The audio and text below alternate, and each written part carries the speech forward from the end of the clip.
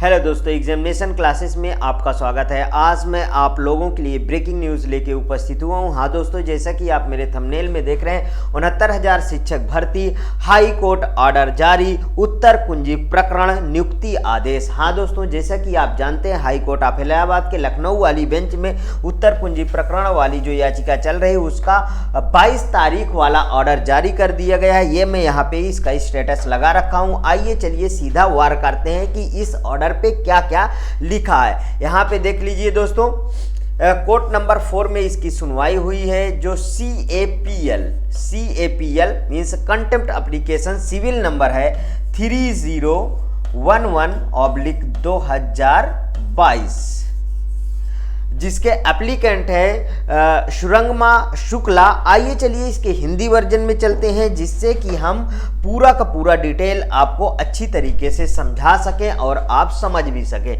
यहाँ पे देखिए दोस्तों, ये यहाँ पे 3011/2022 श्री आवेदक कौन है? शुरंगमा शुक्ला है। विपक्षी दल श्री दीपक कुमार। फिर सचिव हैं, यहाँ पे आ जाइए। अब देखिए, हॉनरेबल मिस्टर राजेश सिंह चौहान जे हैं। सुना है इस न्यायालय में दिनांक 30, सब पूरा डिटेल दे दिया गया है दोस्तों, एक एक लाइन समझाऊंगा।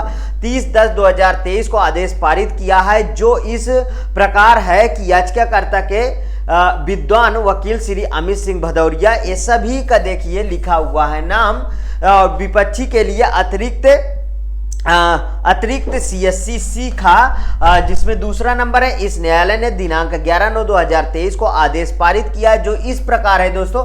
अधिवक्ता संघ द्वारा बहिष्कार के आह्वान के कारण याचिकाकर्ता के लिए विद्वान वकील उपस्थित नहीं है। हालांकि आवेदक सुश्री शुरंगमा शुक्ला उपस्थित हैं। व्यक्तिगत रूप से श्री रणविजय सिंह विपक्षी पक्ष संख्या 3 के लिए उपस्थित हैं और श्री सुशील वाजपेयी शिखा अपर CSC विपरीत पक्ष संख्या 4 के लिए उपस्थित हैं। यहाँ पे दूसरा पॉइंट देखिए, इस न्यायालय ने दिनांक 11/8/2023 को निर्णय और आदेश पारित किया, जो इस प्रकार है। आवेदक के विद्वान वकील श्री अमित कुमार सिंह भदौरिया और विपक्षी पक्ष संख्या 3 के विद्वान वकील श्री रणविजय सिंह को सुना। दूसरा पॉइंट, श्री रणविजय सिंह ने कहा है कि वह रिट कोर्ट के आदेश का अनुपालन करने के लिए समय देने के लिए एक आवेदन दायर करेंगे और उसकी प्रति आवेदक के विद्वान वकील को प्रदान कर दी गई है। तीसरा पॉइंट, उपरोक्त आवेदक शपथ पत्र सहित 1 सप्ताह के अंदर दाखिल किए जाएंगे।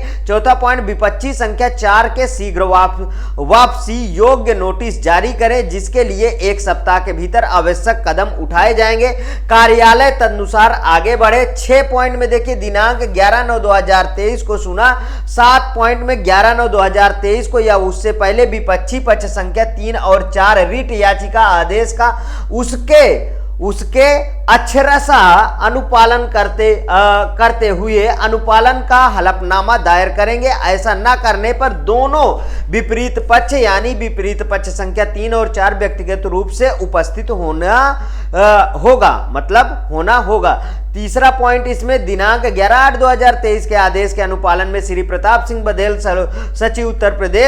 सचिव उत्तर प्रदेश शिक्षा परिषद इलाहाबाद, श्री अनिल भूषण चतुर्वेदी सचिव परीक्षा नियामक प्राधिकारी उत्तर प्रदेश एलनगंज इलाहाबाद व्यक्तिगत रूप से उपस्थित हों। चौथा पॉइंट, श्री सुशील वाजपेयी विद्वान अतिरिक्त CSC ने विपरीत पक्ष संख्या का संक्षिप्त जवाबी हलफनामा दायर किया है। 4 उसे रिकॉर्ड में लिया गया है। पांचवा पॉइंट, श्री रणविजय सिंह ने सूचित किया है कि रिट कोर्ट के निर्णय और आदेश के बाद उसके लिए वर्तमान अवमानना याचिका दायर की गई है और एक और निर्णय और आदेश पारित किया गया है, जिसके तहत इस मुद्दे पर फिर से विचार करने का निर्देश जारी किया गया। बाद के फैसले और आदेश को चुनौती देते हुए कुछ विशेष अपील दायर की गई है, जो विचाराधीन है। उन्होंने प्रस्तुत किया है कि भारी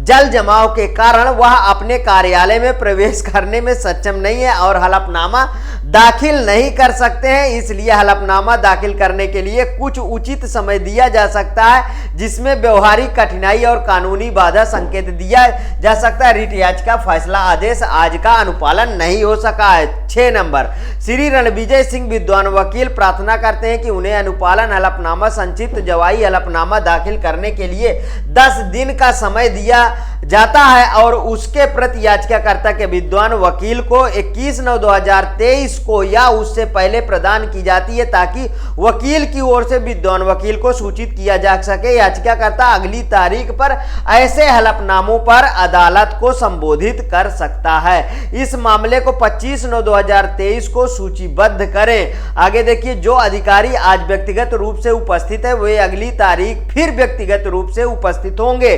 तीसरा पॉइंट, श्री रणविजय सिंह ने सूचित किया है कि अपीलों का समूह जिसका अंतिम परिणाम रिट अदालत के आदेश को प्रभावित करेगा 20/11/2023 को नामांकित पीठ के समक्ष सूचीबद्ध है। उन्होंने यह भी बताया कि उक्त नामांकित पीठ ने निर्देश दिया है कि उक्त अपीलों को शीर्ष 10 मामलों में सूचीबद्ध करें, जैसे कि उस दिन मैंने आपको बताया था। श्री सिंह और श्री वाजपेयी ने कहा है उक्त अधिकारी ऐसे अपीलों में प्रतिवादी हैं। चौथा पॉइंट, श्री भदौरिया ने कहा कि वर्तमान याचिकाकर्ता के मामलों में मुद्दा अंततः सर्वोच्च न्यायालय के स्तर पर तय किया गया है और वर्तमान मामले में रिट कोर्ट द्वारा पारित आदेश के खिलाफ कोई अपील दायर नहीं की गई है। उन्होंने यह भी बताया है कि राज्य के अधिकारियों ने कोई अपील दायर नहीं की है। श्री भदौरिया ने आगे कहा कि विपक्षी कुछ तारीखों में वर्तमान अवमानना मानने को केवल इस कारण से स्थगित कर दिया गया है कि अपील लंबित और किसी भी तारीख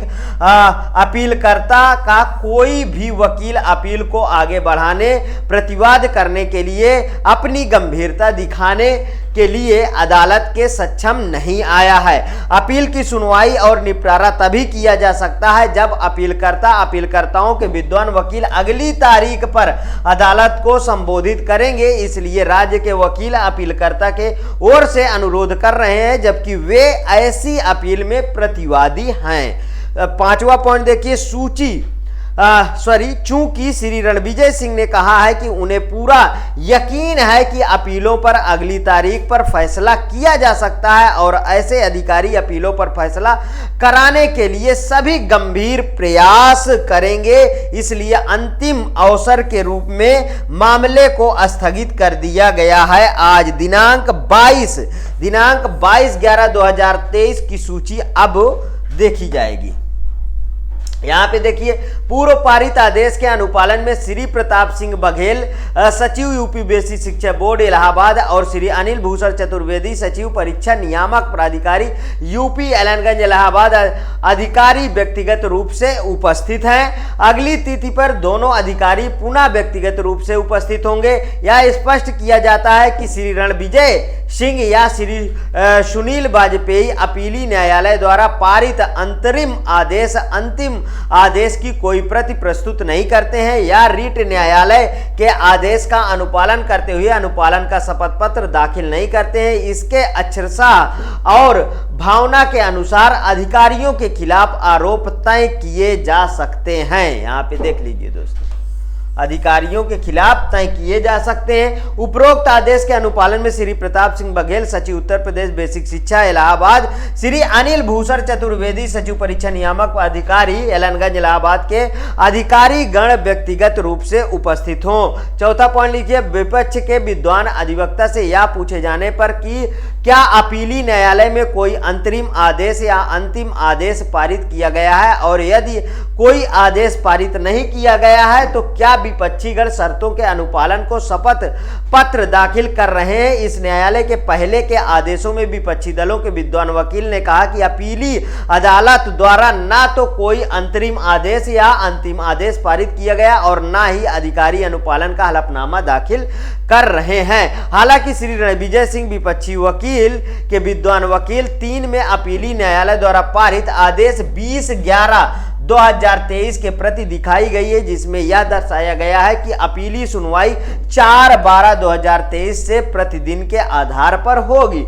5वां पॉइंट, जो भी हो अवमानना न्यायालय के विपक्षी गणों को अपीली न्यायालय से अंतरिम आदेश प्राप्त करने अनुपालन का शपथ पत्र दायर करने के कई अवसर दिए हैं, लेकिन अंतरिम आदेश या अंतिम आदेश का कोई प्रति नहीं दी जा रही है। अपीली अदालत ना ही अनुपालन का हलफनामा दायर किया है। उपरोक्त ही नहीं, पिछले आदेश दिनांक 30/10/2023 द्वारा यह स्पष्ट रूप से संकेत दिया गया है कि यदि कोई अंतरिम आदेश या अंतिम आदेश प्रस्तुत नहीं किया जाता है और अनुपालन का शपथ पत्र दाखिल नहीं किया जाता है तो अधिकारी के खिलाफ आरोप तय किया जा सकता है। उपरोक्त आदेश का पालन नहीं किया गया है, इसलिए दी गई परिस्थितियों में अवमानना अदालत के पास अधिकारियों के खिलाफ आरोप तय करने के अलावा कोई अन्य विकल्प नहीं है। श्री प्रताप सिंह बघेल, सचिव यूपी बेसिक शिक्षा बोर्ड इलाहाबाद, और श्री अनिल भूषण चतुर्वेदी, सचिव परीक्षा नियामक प्राधिकारी यूपी एलनगंज इलाहाबाद के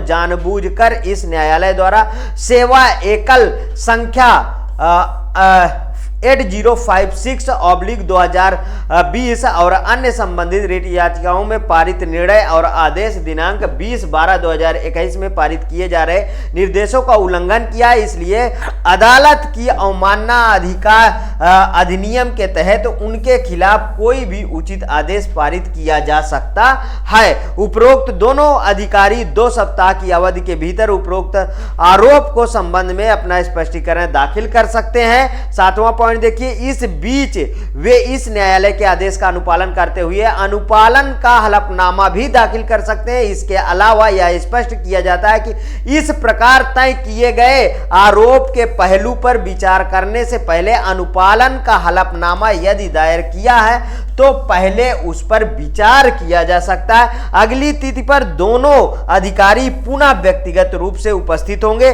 दिनांक 19/12/2023 जैसा कि मैं आपको इसके प्रीवियस वाले वीडियो में बताया हूं कि इनको 19/12/2023 तक निपटारा करने के लिए कहा गया। राजेश सिंह चौहान जे हैं हॉनरेबल 22 देख लीजिए यहाँ पे 22/11/2023 का ये ऑर्डर है, जिसका मैंने पूरा का पूरा आपको समझा दिया है, हिंदी में डिक्टो समझा दिया है। यदि दोस्तों ये वीडियो आपको अच्छी लगी तो प्लीज और प्लीज मेरे एग्जामिनेशन चैनल को आप सब्सक्राइब करिए, मेरा वीडियो लाइक करिए, ज्यादा से ज्यादा दोस्तों में शेयर करिए। हाँ, अपनी प्रतिक्रिया कमेंट बॉक्स में जरूर प्रस्तुत कीजिए। ओके दोस्तों, थैंक यू दोस्तों।